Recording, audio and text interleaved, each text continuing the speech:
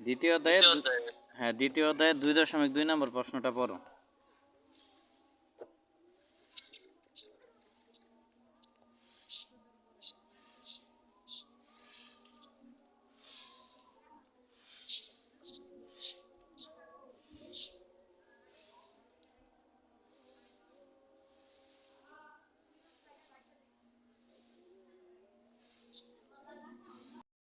দেখো, একটি বিমের স্প্যান 5 মিটার, এর ঠিক মধ্যবিন্দুতে 3600 কেজি বল ও সম্পূর্ণ বিমে 1600 কেজি পার মিটার বিস্তৃত লোড ক্রিয়া করে। এর সর্বোচ্চ শিয়ার ও বেন্ডিং পীড়ন 35 কেজি পার সেন্টিমিটার স্কোয়ার ও 130 কেজি পার সেন্টিমিটার স্কোয়ার হলে বিমের আকার নির্ণয় করো, যেখানে বিমের গভীরতা প্রস্থের দ্বিগুণ। তাহলে আমরা প্রথমত একটা বিম এঁকে নিব। এই বিমটা নিব সাধারণভাবে স্থাপিত বিম। এখানে প্রশ্ন উল্লেখ থাকবে সাধারণভাবে স্থাপিত বিম উল্লেখ থাকবে আর কি। তাহলে সাধারণভাবে একটা স্থাপিত বিম নিলাম। এখন সাধারণভাবে স্থাপিত বিমটা কি? যে বিমের দুই প্রান্তে দুটি সাপোর্ট থাকে তাকে সাধারণভাবে স্থাপিত বিম বলে। এখন দেখো, আমরা বিমের মধ্যবিন্দুতে 3600 কেজি বিন্দু বল নিলাম, আর সম্পূর্ণ বিমে 1600 কেজি পার মিটার সমভাবে বিস্তৃত বল নিলাম। আর বিমের স্প্যান দৈর্ঘ্য কত? 5 মিটার। তাহলে স্প্যান দৈর্ঘ্য 5 মিটার নিলাম, যেটাকে আমরা এল দ্বারা প্রকাশ করলাম। তাহলে এটুকে কোনো প্রশ্ন আছে কিনা? না ভাই। তাহলে সর্বোচ্চ মোমেন্ট এম ইকুয়াল টু, তাহলে এখানে দুইটা বল আছে, একটা বিন্দু বল আর একটা সমভাবে বিস্তৃত বল। তাহলে সমভাবে বিস্তৃত বলের ক্ষেত্রে মোমেন্টের সূত্র হলো omega L square by 8 plus হলো বিন্দু বলের ক্ষেত্রে সর্বোচ্চ মোমেন্টের পরিমাণ হলো পিএল বাই 4।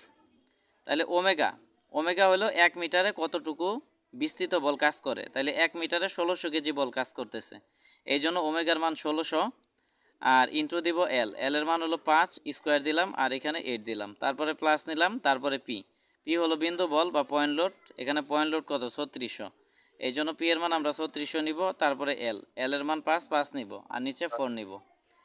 আর এখানে 100 দ্বারা গুণ করব। 100 দ্বারা গুণ করব কেন? কারণ এখানে আছে মিটারে, মিটার থেকে সেন্টিমিটার করার জন্য আমরা 100 দ্বারা গুণ করছি, তাহলে কেজি সেন্টিমিটার হয়ে গেল।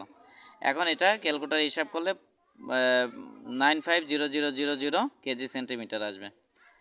এরপরে দেখো, এখানে বলে দিছে যে বিমের গভীরতা প্রস্থের দ্বিগুণ।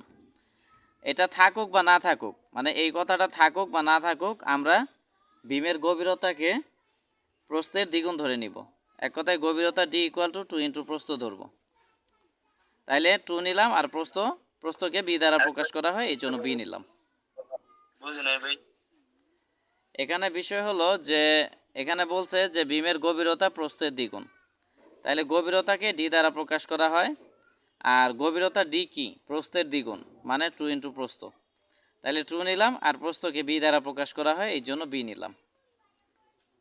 এক কথায় গভীরতা প্রস্থের দ্বিগুণ। প্রশ্নে হ্যাঁ, আমি ভিডিও করতেছি তো, আরেকটা ফোন দিয়ে রেসপন্স করবা, দেখা না গেলে বলবা। হ্যাঁ, তাহলে এটা হলো এক কথায় গভীরতা প্রস্থের দ্বিগুণ নিব। এটা প্রশ্নে থাকুক বা না থাকুক, যদি প্রশ্নে না থাকে তাহলে আমরা কি দ্বিগুণ ধরে কাজ করব।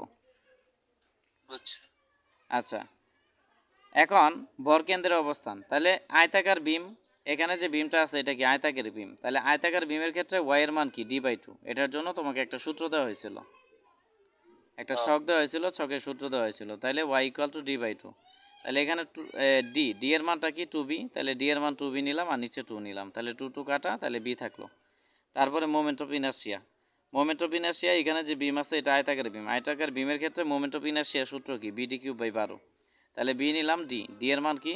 এখানে ডি এর মান হলো 2b, এই জন্য আমরা ডি এর মান 2b নিব, তারপরে কিউব নিব। তাইলে এখন দেখো, এখানে সংখ্যাগুলো আমরা ক্যালকুলেটরে হিসাব করব। ক্যালকুলেটরে কেমনে? এখানে 2 আছে, 2 এর সাথে কিউব আছে, তার মানে 2 কিউব, আর নিচে কত আছে? 12। তাহলে এটা ক্যালকুলেটরে তুলবা, তুলে হিসাব করবা, হিসাব করলে 0.666 চলতেই থাকবে। তাহলে আমরা 0.667 করে নিব। আর চলক যেগুলো আছে এগুলার হিসাব আমরা মুখে মুখে করব। তাহলে এখানে বি কিউব আর এখানে বি, তাহলে বি কিউব আর বি গুণ করলে কি? b⁴ হবে, এই জন্য b⁴ নিলাম।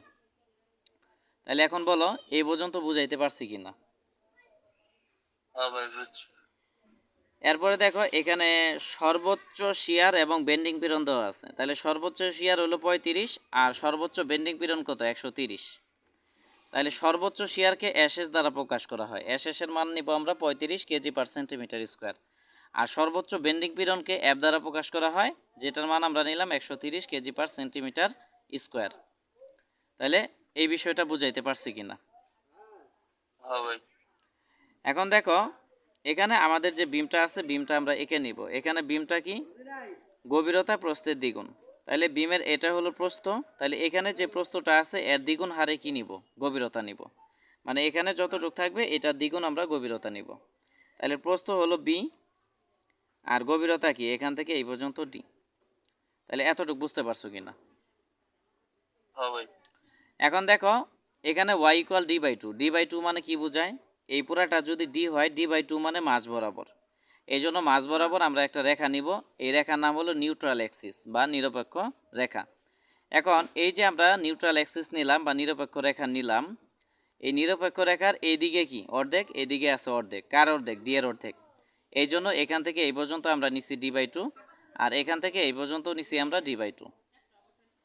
তাইলে এতটুকু কোনো প্রশ্ন আছে কিনা। হ্যাঁ ভাই।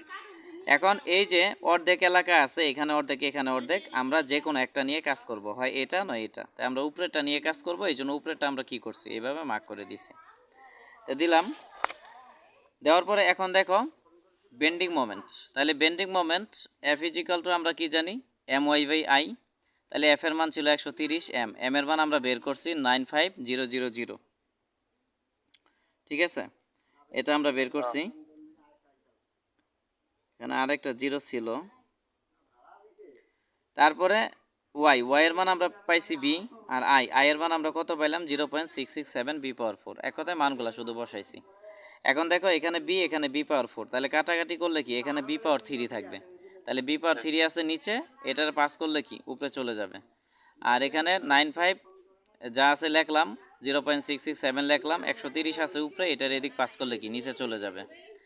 এরপরে দেখো আমরা বি এর মান বের করব, তাহলে থ্রিটারে এদিকে পাস করে দিব। তাহলে থ্রিটারে এইভাবে পাস করলে কি হবে থার্ড রুট এই যে এটা হবে। আর এখানে যা আছে তাই নিলাম।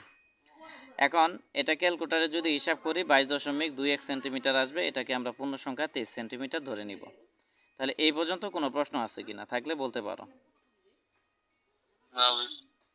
আচ্ছা, যদি প্রশ্ন না থাকে এরপরে দেখো আমরা গভীরতা বের করব। তাহলে গভীরতা ডি কি প্রস্থ বি এর দ্বিগুণ, তার মানে 2 × 23 সেন্টিমিটার, হিসাব করলে 46 সেন্টিমিটার। তাহলে আমরা লিখব যে বেন্ডিং মোমেন্টের ভিত্তিতে বিমের আকার। এখানে যে আমরা বিমের আকারটা বের করছি এটা কার ভিত্তিতে, বেন্ডিং মোমেন্টের ভিত্তিতে। তাহলে বেন্ডিং মোমেন্টের ভিত্তিতে বিমের আকার কি, বিমের আকার মানে বি ইন্টু ডি। তাহলে বি এর মান আমরা কত পাইলাম 23 সেন্টিমিটার আর ডি এর মান কত পাইছি, ডি এর মান হলো 46 সেন্টিমিটার। এই জন্য 23 সেন্টিমিটার ইন্টু 46 সেন্টিমিটার নিছি। তাহলে এখানে কোনো প্রশ্ন আছে। হ্যাঁ ভাই। আচ্ছা, এরপরে আমরা শিয়ার পীড়নের ভিত্তিতে বিমের আকার বের করব। তাহলে বেন্ডিং পীড়নের সূত্র কি F is equal to M Y by I. এটার জন্য আমরা প্রথমত সর্বোচ্চ মোমেন্ট বের করছি, ভরকেন্দ্র বের করছি আর মোমেন্ট অফ ইনারশিয়া বের করছি। আর যখন আমরা সর্বোচ্চ শিয়ারের চিন্তা করব তখন সূত্র কি S S equal B Q by I B. তাহলে ভি হলো শিয়ার বল, কিউ হলো ক্ষেত্রফলের মোমেন্ট, আই হলো মোমেন্ট অফ ইনারশিয়া আর বি হলো কি সর্বনিম্ন প্রস্থ। তাইলে আমরা প্রথমত এই সূত্র অ্যাপ্লাই করার জন্য বা সর্বোচ্চ শিয়ারের ভিত্তিতে, সর্বোচ্চ শিয়ার পীড়নের ভিত্তিতে বিমের আকার বের করার জন্য আমরা প্রথমে ভি এর মান বের করব। ভি মানে সর্বোচ্চ শিয়ার বল। তাহলে আমরা লিখব যে আবার শিয়ার বল বা সর্বোচ্চ শিয়ার বল, সর্বোচ্চ শিয়ার বল ভি। তাহলে এখানে আমরা যে লোড পাইছি কয়টা লোড আছে, দুইটা, একটা হলো সমবায় বিস্তৃত বল আর একটা বিন্দু বল। তাহলে সমবায় বিস্তৃত বলের ক্ষেত্রে শিয়ার বলের সূত্র হলো ওমেগা এল বাই টু আর বিন্দু বলের ক্ষেত্রে শিয়ার বলের সূত্র হলো পি বাই টু। তাহলে এখন ওমেগার মান কত ছিল 1600, এল এর মান 5 নিচে 2 আর পি এর মান ছিল 3600 নিচে হলো 2। তাহলে এটা হিসাব করলে 5800 কেজি আসবে। তাহলে এতটুকু বুঝাইতে পারছি কিনা। হ্যাঁ ভাই।